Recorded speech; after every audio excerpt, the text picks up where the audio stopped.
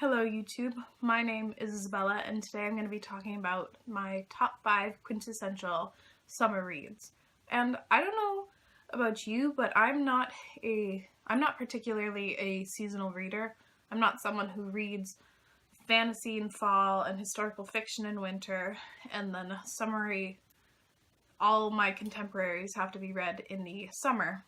But I guess to counteract that point, I am slightly more inclined to pick up fluffy contemporaries in the summer months. So my definition of quintessential summer reads are basically, they're not just specifically contemporary books, but they're easy to read, they're light, they're fun, and they don't have much like stakes to them.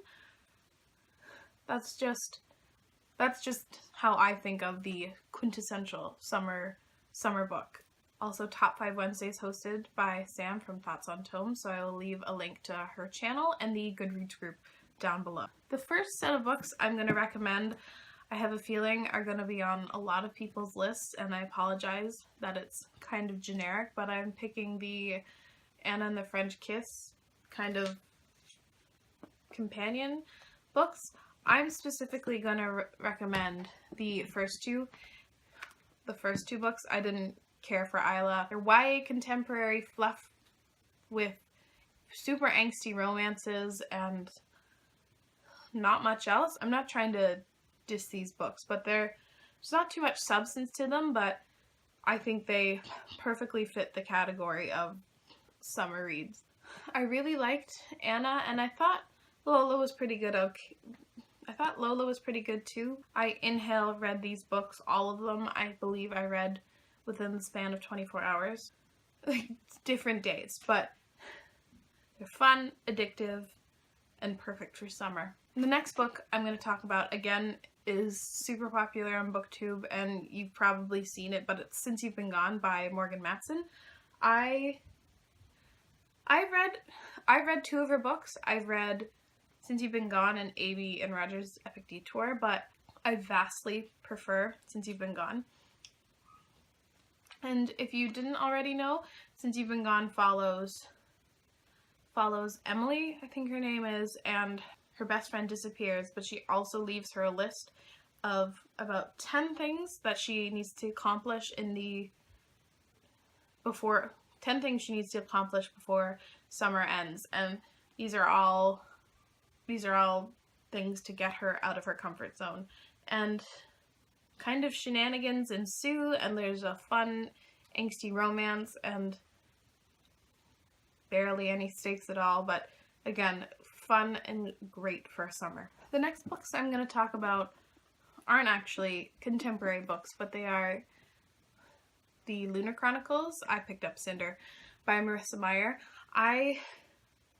These, again, are pretty popular on BookTube. They're sci-fi fairy tale retellings, but very loose with the sci-fi. They're not intimidating in that way at all.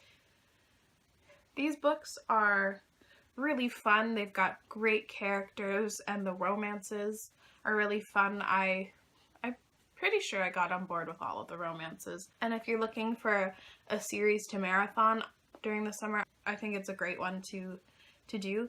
This series does have stakes, and it is far more intense than the other books that I recommended. They have really light moments in them, and they strike me as a summery story. The next book I'm going to recommend is kind of a personal one. Not that it's for personal reasons, it's just that something I've done every summer. But the book I'm going to recommend is Pride and Prejudice by Jane Austen. I have been rereading this book once a year around the summer months for about 5 years. I love this book. It's one of my favorites. It's not like a particularly fast, quick, or easy read because it is a classic. The language is a bit more difficult, but I love the romance.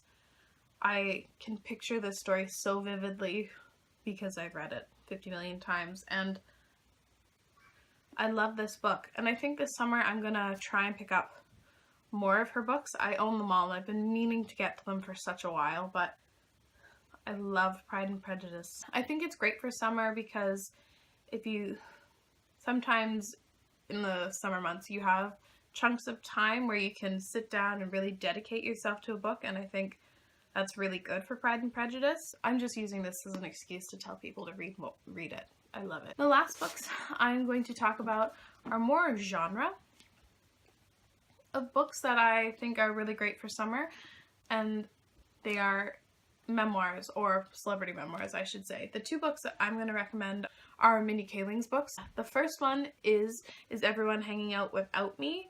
And the second one is Why Not Me?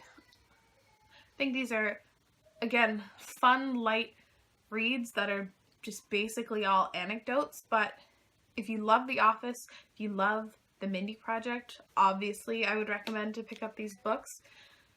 But I'm just kind of recommending memoirs in general.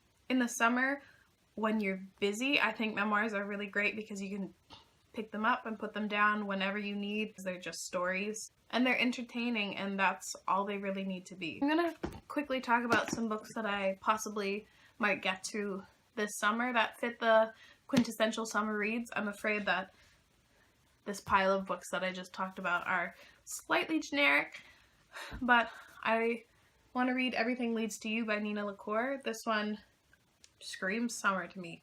The only thing I know is that it takes place during the summer. That's it. I also want to read When Dimple Met Rishi. It's been talked about on BookTube lately, and it's really piqued my interest. And also there's a couple memoirs that I might read/listen to. I want to listen to Lauren Graham's book. Plus I have Amy Poehler's Yes Please and Anna Kendrick's Scrappy Little Nobody. I really want to read this one. I love Amy Poehler, and Parks and Recreation is my favorite show of all time, hands down, so I want to read more about her. Thank you so much for watching my Top 5 Wednesday. I hope you got some recommendation from the books that I've either read or will be getting to soon. Again, thank you so much for watching, and I will see you soon. Bye!